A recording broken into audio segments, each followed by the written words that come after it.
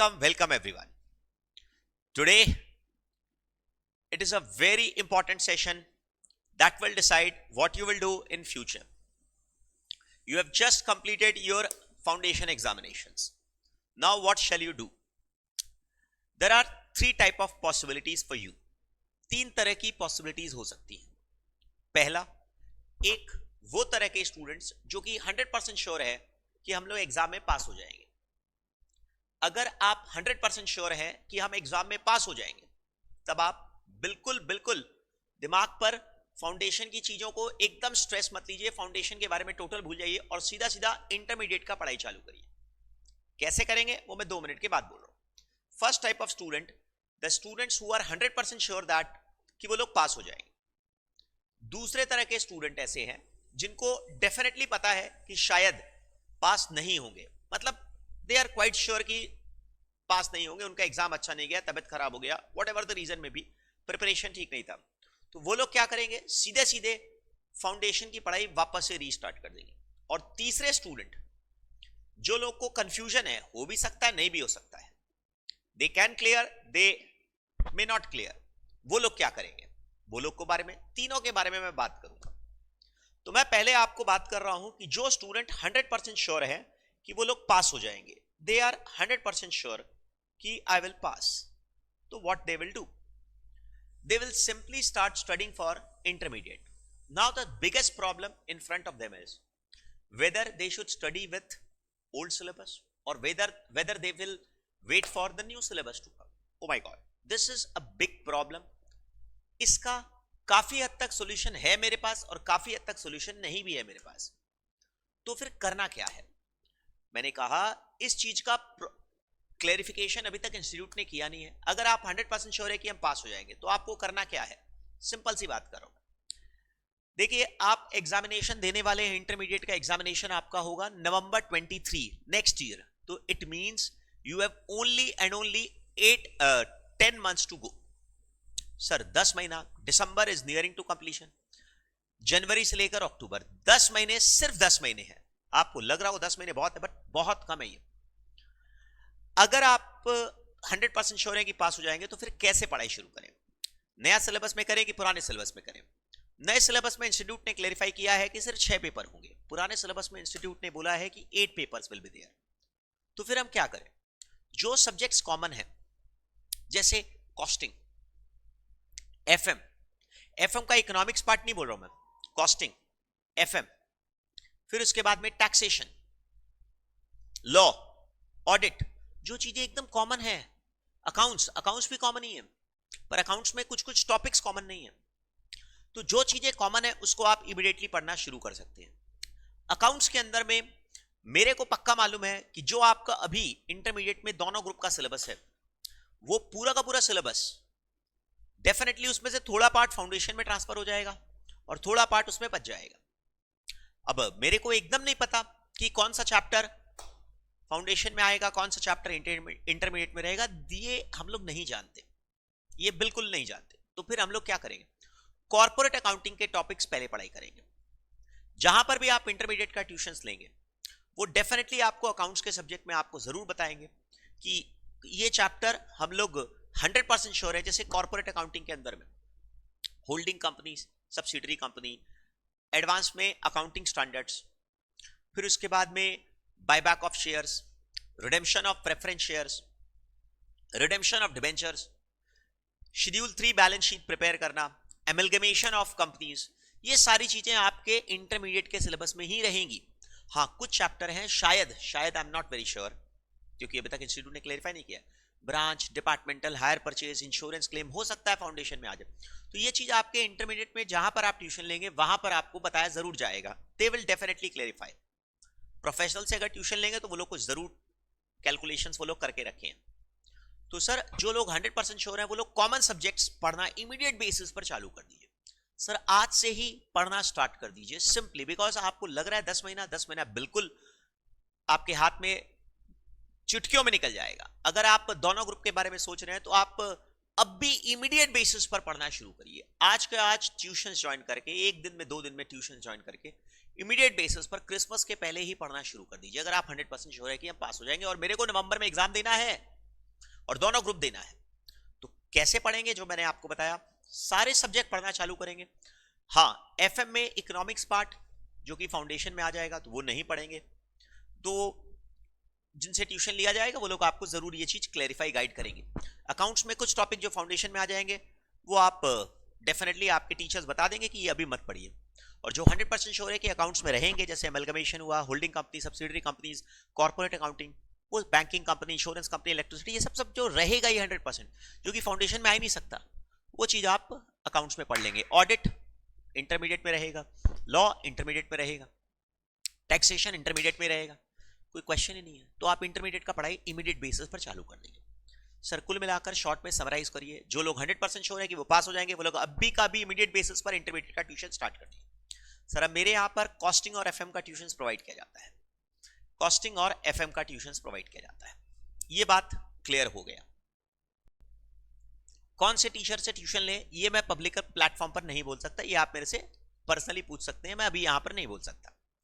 दूसरी बात, जो लोग 100% श्योर है कि पास नहीं होंगे क्योंकि उनकी तबीयत खराब हो गई, उन्होंने पढ़ा ही नहीं था, नवंबर में जस्ट उन्होंने ट्रायल बेसिस पर चेक किया था कि हम लोग एक बार एग्जाम में अपीयर कर लें, हो सकता है हो जाए, हो सकता ना हो, तो वो लोग क्या करेंगे? वो लोग सिंपली फाउंडेशन का पढ़ाई चालू कर देंगे। कैसे करेंगे? टाइमिंग क्या है?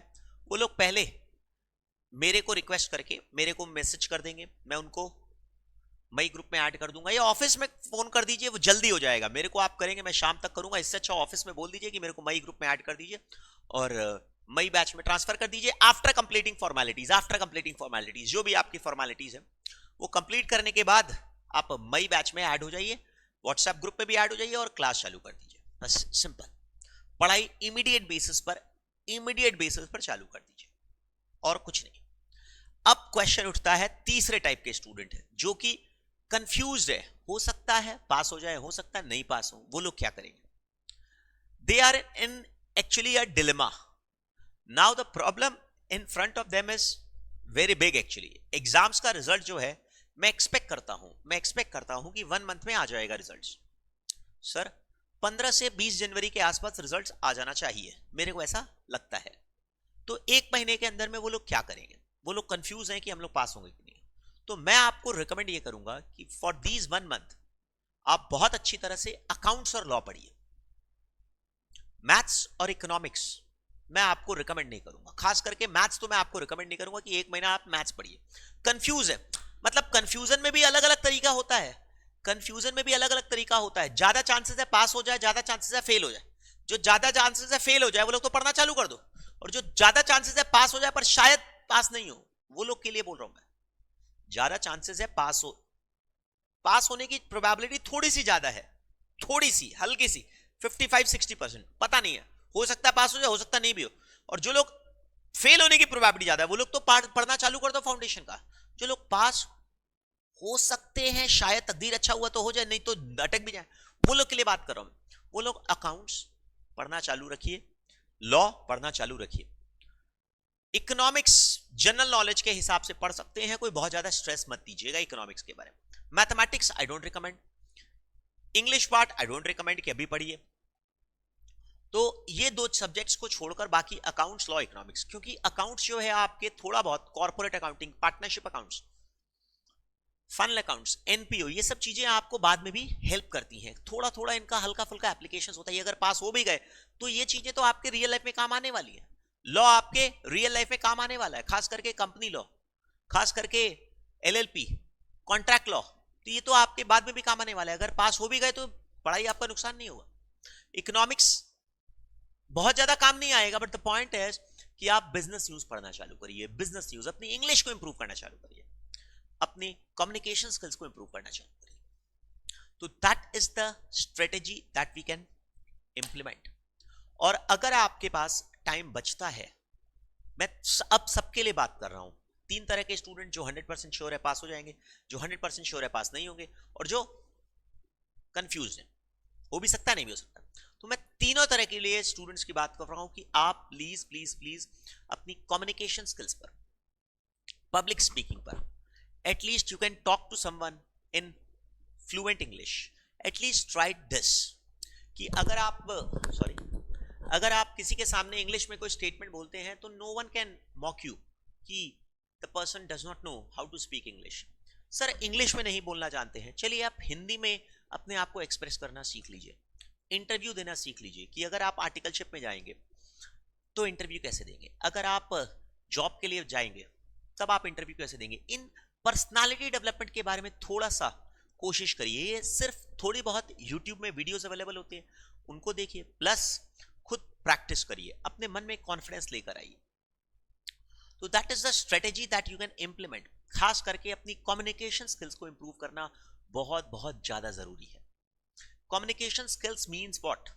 कम्युनिकेशन स्किल्स मीन्स कि whatever you want to say you can clearly say and the other person can easily understand. That is the basic communication skill that you must have at any point of time, whether you are a very good student, whether you are a very bad student, whether you are a mediocre student, उससे कोई फर्क नहीं पड़ता, does not actually make a difference।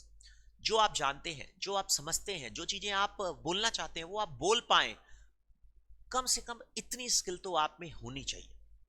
तो ये skill आप acquire करिए, भले ही आप चार्टर्ड अकाउंटेंसी करें ना करें, भले ही आप सीए बन पाए ना बन पाए, हो सकता है कुछ स्टूडेंट बीच में रास्ता छोड़ देंगे, दूसरा रास्ता अपना लेंगे, कोई प्रॉब्लम नहीं है, but this skill will live with you for ever.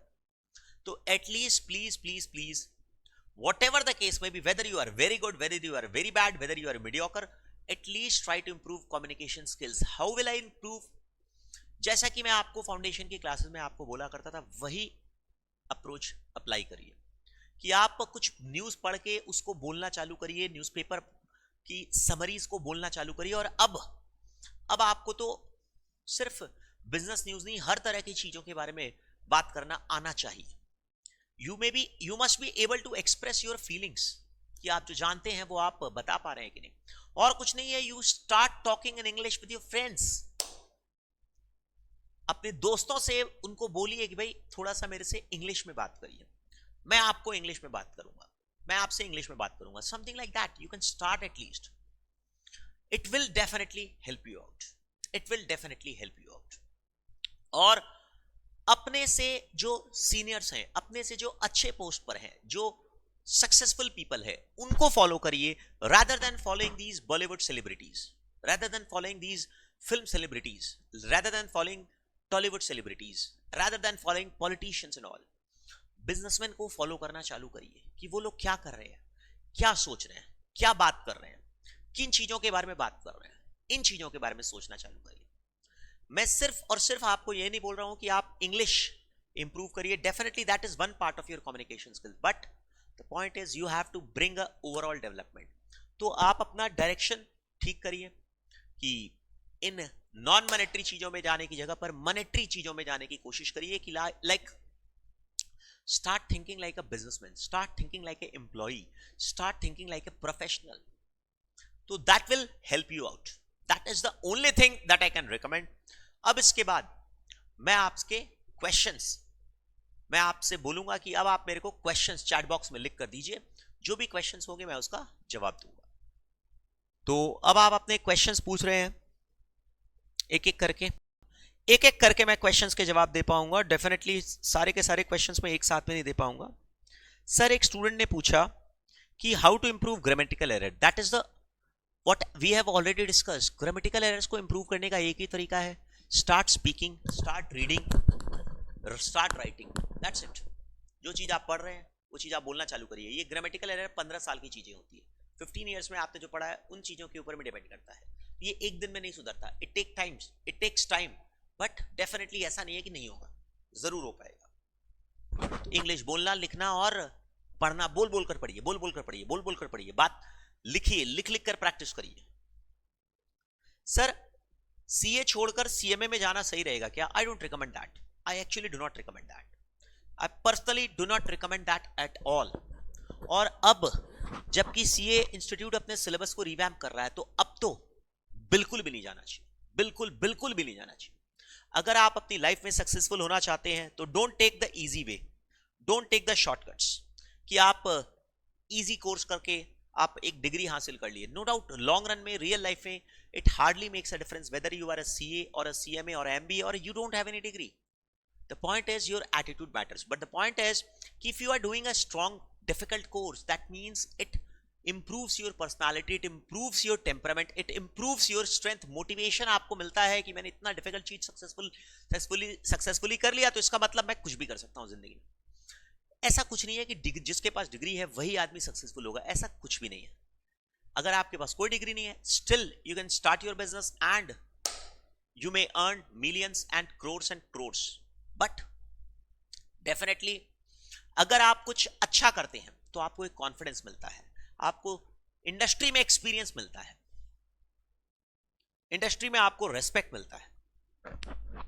Sir एक क्वेश्चन एक स्टूडेंट ने पूछा, सर अगर हम इंटरमीडिएट की पढ़ाई करना चाहते हैं तो दोनों ग्रुप पढ़ना जरूरी है क्या? देखिए पॉइंट है कि अगर, हाँ ये बहुत ही अच्छा क्वेश्चन आपने पूछा कि अगर आप अभी इंटरमीडिएट की पढ़ाई चालू करेंगे तो देखिए पॉइंट है कि नवंबर में आप एक ग्रुप देंगे कि दो ग्रुप देंगे वो आपका डिसीजन होगा, बात की बात है।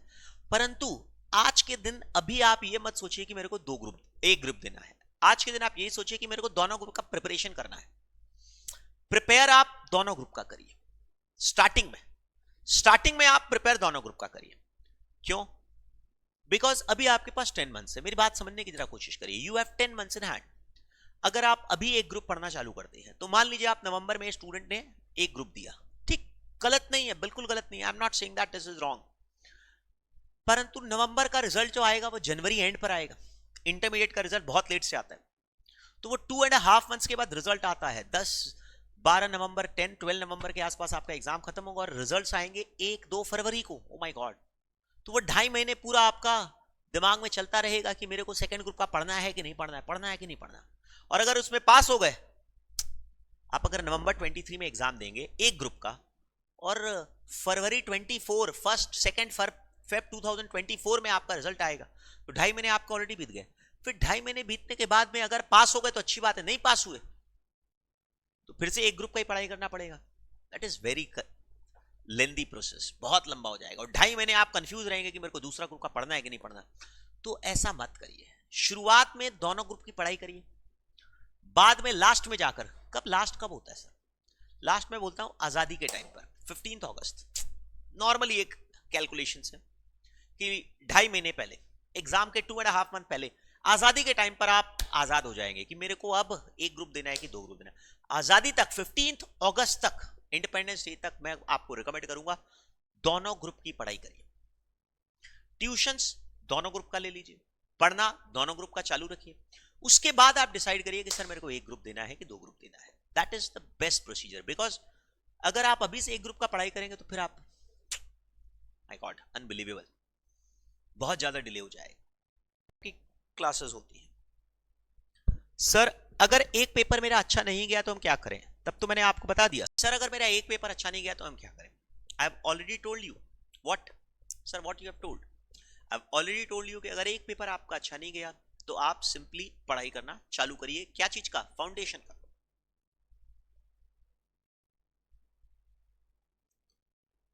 हर्ष, जो नया बैच स्टार्ट होगा उसके बारे में आप मेरे से बात कर लीजिएगा। We will be talking about that. जो जो मिसिंग है वो हम लोग कर लेंगे और एग्जिस्टिंग बैच में आप ऐड होंगे, जो जो मिसिंग है वो अलग से करवा दिया जाएगा आपको।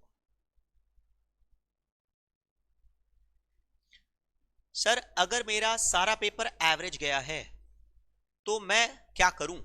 बिल्कुल बिल्कुल बिल्कुल, आपको मैंने बता दिया कि अगर आपका कंफ्यूजन है, पास हो भी सकते नहीं भी हो सकते हैं, तो आप कम से कम फाउंडेशन का अकाउंट्स थोड़ा बहुत पढ़ना स्टार्ट रखिए, अकाउंट्स लॉ पढ़ना स्टार्ट रखिए, और हो सके तो इंटरमीडिएट का एक ट्यूशन, कम से कम अकाउंट्स पेपर का ट्यूशन लेकर रखिए।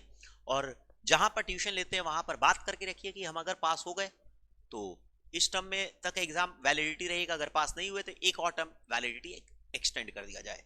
तो ये आप वहां पर बात करके रखिए। सर शेयर मार्केट की नॉलेज कहां से आती है? देखिए शेयर मार्केट की नॉलेज, देखिए it is entirely a different aspect altogether. Presently the stock market knowledge cannot be gained by YouTube videos and all. No, until unless you start investing you will not get knowledge. तो share market में अगर आपको उतरना है तो direct उतरना नहीं चाहिए. It's not for beginners, not for beginners at all. Start from mutual funds.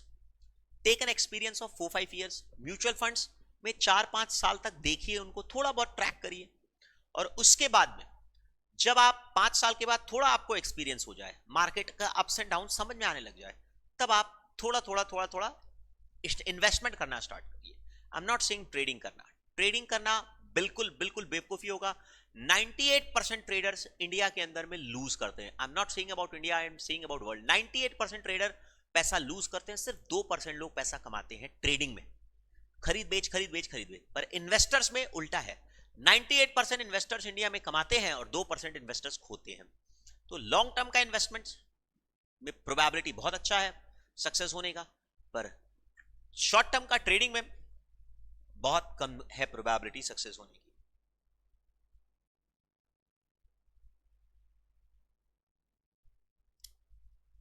Definitely successful in life, देखिए success have different parameters. Success have different parameters like if you are earning good money, if you are having settled life, if you have respect in society। अगर आप खुद खुश हैं, सबसे important चीज है success का मतलब आप खुश होने चाहिए, आप खुश होने चाहिए। That is the most important thing about success. Whether you are earning less, whether you are earning more, that is a different parameter all together.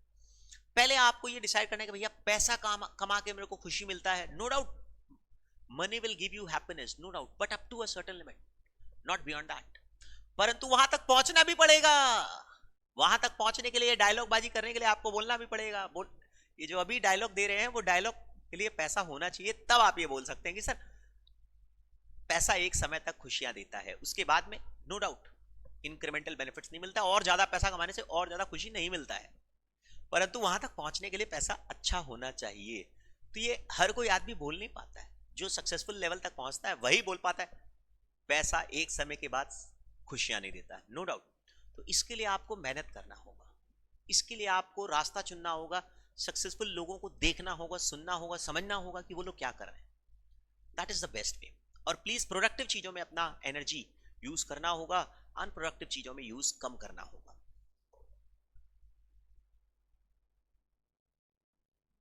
Sir CA के साथ कोई और कोर्स करना चाहिए क्या बैकअप के लिए? No doubt. अगर आपको मन में डाउट है कि हम सीए नहीं कर पाएंगे, तब आपको बिल्कुल एक बैकअप में कोर्स रखना चाहिए। से सीएमए रख सकते हैं। CS normally I don't recommend कि मीनिंगलेस, मतलब हायरिंग नहीं है, जॉब्स नहीं है, सीएस के जॉब्स नहीं है। तो अगर आपको लगता है, वैसे आपको मैं बता दूं you are the luckiest person in the world, because आप जब सीए के इंटरमीडिएट और फाइनल में जाएंगे, इंटरमीडिएट का तो मैं अभी बोल नहीं सकता, फाइनल में जाएंगे तो नया कोर्स आएगा और जो कि डेफिनेटली एंटायरली डिफरेंट होगा, जहां पर पासिंग परसेंटेज बेटर होंगे। तो ऑब्वियस बात है कि बैकअप मेरे को लगता है कि अभी जो अगर फाउंडेशन लेवल अच्छी तरह से पास कर गया वो सीए बन ही जाएंगे, क्योंकि अब समय के साथ साथ फाउंडेशन डिफिकल्ट होगा, इंटरमीडिएट और फाइनल थोड़े इजी होंगे।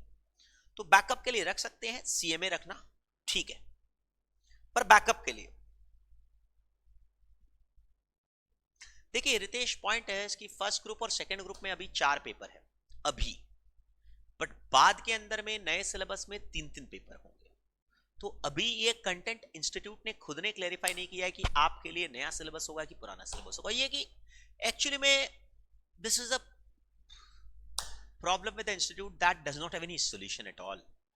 आज के दिन 4 सब्जेक्ट है, फर्स्ट ग्रुप सेकंड ग्रुप में 4-4 पेपर है, बाद में 3-3 पेपर होंगे। तो ये अभी आपको मैं क्या बोलूं, इस बार में क्लेरिफाई नहीं किया इंस्टीट्यूट ने भाई।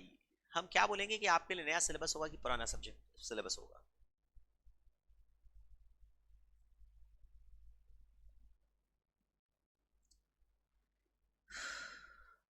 नहीं, आर्टिकलशिप में it does not affect whether you give 1 group और 2 groups, but the point is कि डेफिनेटली आर्टिकलशिप करते समय जब आप इंटरव्यू देने जाते हैं, तो जो आपके एम्प्लॉयर हैं या फिर आई शुड से जो प्रिंसिपल हैं, वो लोग डेफिनेटली ये जरूर देखते हैं कि अगर दोनों ग्रुप साथ में पास किए हैं तो that means you are a good person, आपको वो अच्छा काम देंगे।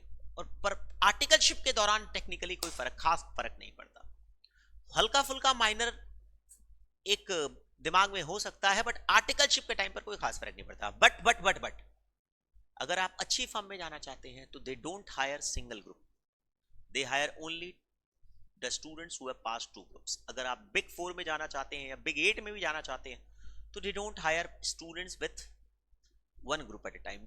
कम प्रोबेबिलिटी होती है unless and until you are a very good excellent communicator.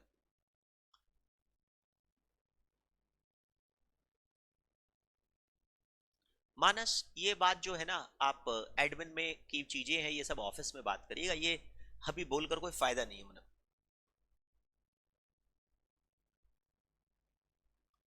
ओ रितेश, बहुत अच्छा क्वेश्चन पूछा आपने।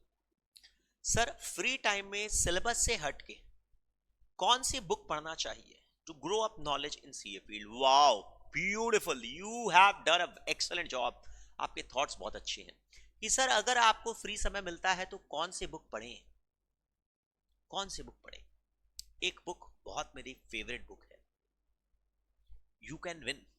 माय गॉड, शिव खेरा की एक बुक है, जब पढ़ेंगे ना तो रोंगटे खड़े हो जाएंगे अंदर से। मोटिवेशनल बुक है, बहुत गजब बुक है, you can win. My God, it's absolutely unbelievable. इसका हिंदी एडिशन भी आता है और इंग्लिश बुक भी आती है। गजब, it's absolutely wonderful. You can win, Shiv Khera. बहुत पुरानी बुक है, बहुत पुरानी बुक है, but excellent motivational.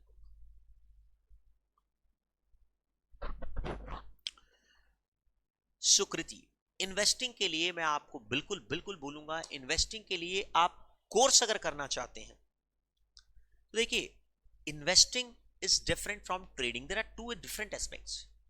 Investing is a long term aspect and trading is a short term aspect. तो if you want to go for investing, there is no course at all. ऐसा कोई course नहीं है, investing के लिए course नहीं होता। CA करने के बाद आप एक अच्छे इन्वेस्टर बन सकते हैं, क्योंकि आप कंपनीज के बैलेंस शीट को, कंपनी के पीएल अकाउंट को, कंपनीज के कैश फ्लो को, कंपनी के सेल्स एंड प्रॉफिट्स में क्या मूवमेंट हो रहा है, उनको आप अपने आप ही समझना चालू कर देंगे। तो अलग से आपको कोई कोर्स करने की जरूरत नहीं पड़ेगी।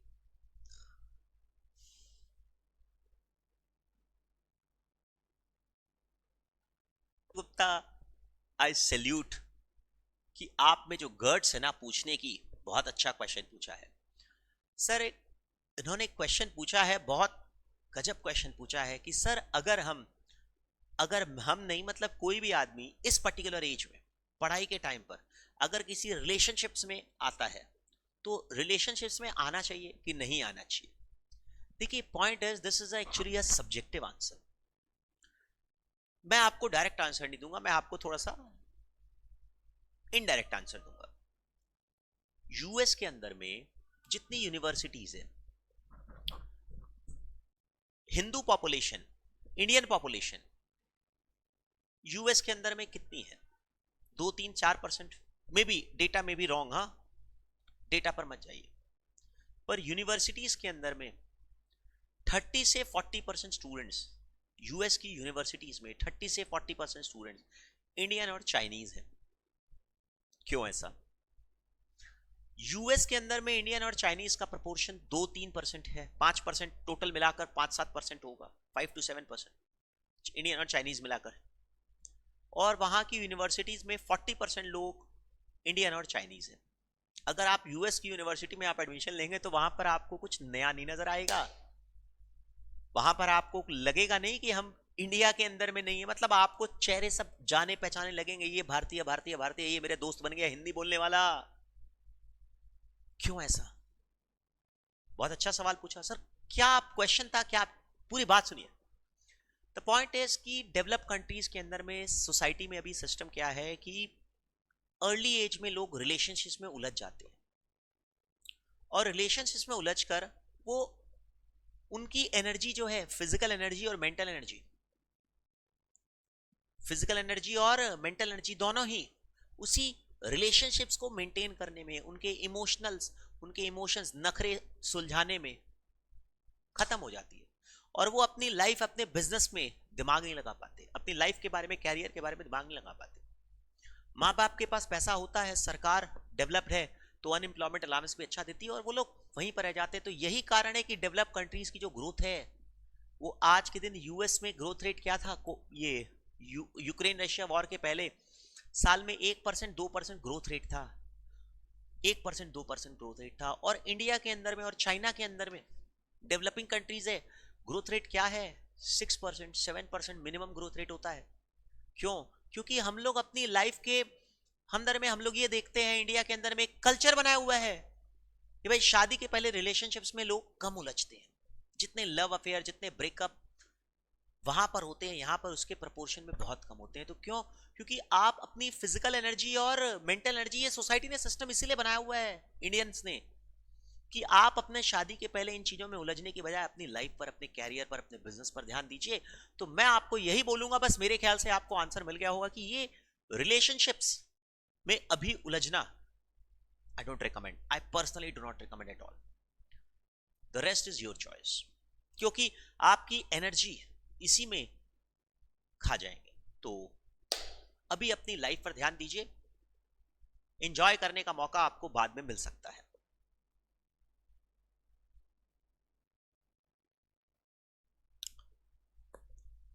यस, एक्सेल आप डेफिनेटली सीख सकते हैं, बिल्कुल आप सीख सकते हैं एक्सेल को ऑपरेट करना।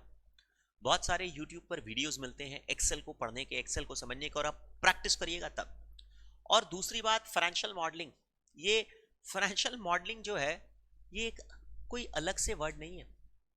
Financial modelling is not a different word all together. ये खाली एक मीडिया ने बनाया हुआ, एक चर्चा में लाया हुआ एक वर्ड है। What is this financial modelling? There is nothing called financial modeling at all, especially for a CA student, क्योंकि वो आप ऑलरेडी जो आप पढ़ रहे हैं वो लोगों के फाइनेंस को मैनेज करने का स्टडी ही कर रहे हैं। तो you are not doing something different, you are not doing something different. Don't go on the fancy terms, fancy media marketed terms पर मत जाइए। Financial consultant, financial modelling, professional, finance professional, ये सब फैंसी टर्म्स में जाकर कुछ होगा नहीं। अल्टीमेटली करना क्या है? सारे बिजनेसेस के फाइनेंस को मैनेज करना है, बस यही है और कुछ नहीं है। सब घुमा फिरा कर नाम अलग अलग दे दीजिए, कुछ नहीं है इसमें। हाँ, अगर यही चीज एक ग्रेजुएशन का स्टूडेंट अगर मेरे सामने होता, वो मेरे को बोलता, तो मैं बड़ी बड़ी बातें कर सकता था, बट सीए का स्टूडेंट यहां पर ये सब फालतू बातें का कोई मतलब नहीं है। हमको आपको कोई बेवकूफ नहीं बना सकता ये अच्छे अच्छे वर्ड्स बोलकर। Sir, whenever you are purchasing any book, you must go for English editions. English edition में ऐसा कुछ नहीं है कि आपको मीनिंग क्लियर नहीं होगा। अगर कोई चीज का मीनिंग क्लियर नहीं होगा तो आप उसको सर्च करिए गूगल में, आसानी से आपको समझ में आ जाएगा। ऐसा कुछ भी नहीं है कि नहीं होगा। थोड़ा एफर्ट दीजिए, तभी आपको कुछ सक्सेस मिलेगा।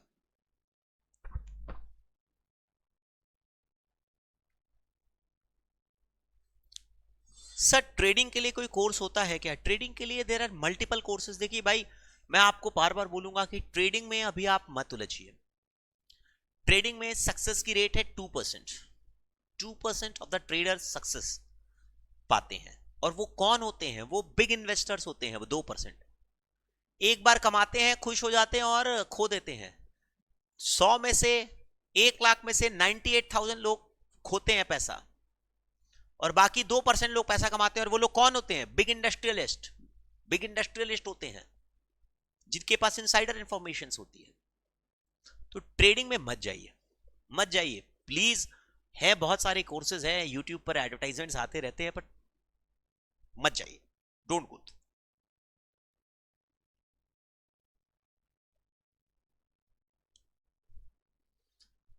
सर गुंजन, मैं आपका जवाब क्या दूं कि आप थोड़ा आराम करने के बाद थोड़ा सीए फाउंडेशन का पढ़ाई करना चाहते हैं तो कोई बात नहीं, कर लीजिए।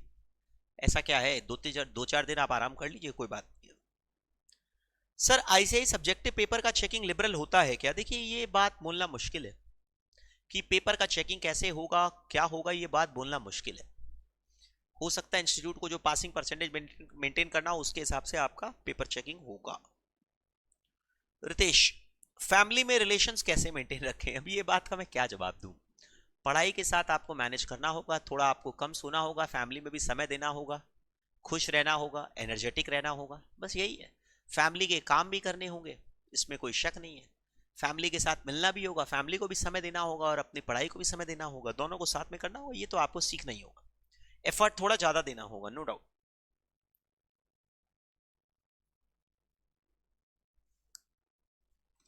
अगर किसी के बच्चे का फाउंडेशन अभी पास नहीं होता है तो मई टर्म में पुराना सिलेबस ही चलेगा, और फिर साथ साथ कम से कम 2-3 टर्म इंस्टीट्यूट और देगा, कम से कम 3 टर्म और देगा जिसमें आप पुराने सिलेबस में पास कर सके.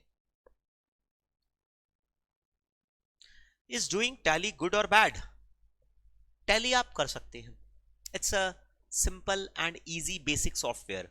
डेफिनेटली सीए स्टूडेंट्स को टैली सीख के रखना चाहिए, टैली सीख लेना चाहिए. मैंने आपको जो बुक का नाम दिया था that is you can win. You can win, आप जीत आपकी, हिंदी में जीत आपकी. शिव खेरा, शिव खेरा की एक किताब है यू कैन विन.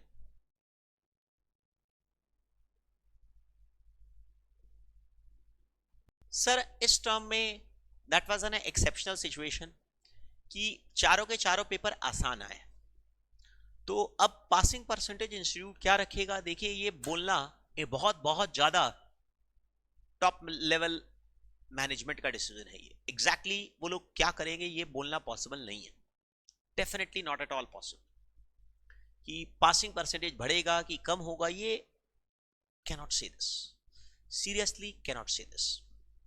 तो अभी इसके बारे में कोई मतलब नहीं है बात करके. पासिंग परसेंटेज अच्छा होगा कि खराब होगा कैसे बोलेंगे, कुछ नहीं पता. सर एग्जामिनेशन में अगर कुछ क्वेश्चन गलत थे तो वो तो हमेशा ही होता है, कुछ कुछ कभी कभी मिस्टेक होता ही है, एक दो इक्का दुक्का मिस्टेक होता ही है. But this particular term I have not seen too many questions which are wrong in comparison to the last year. एक साल पहले काफी ज्यादा मिस्टेक थी मैथ्स के पेपर में, खास करके 4-5 क्वेश्चंस में गलतियां थी.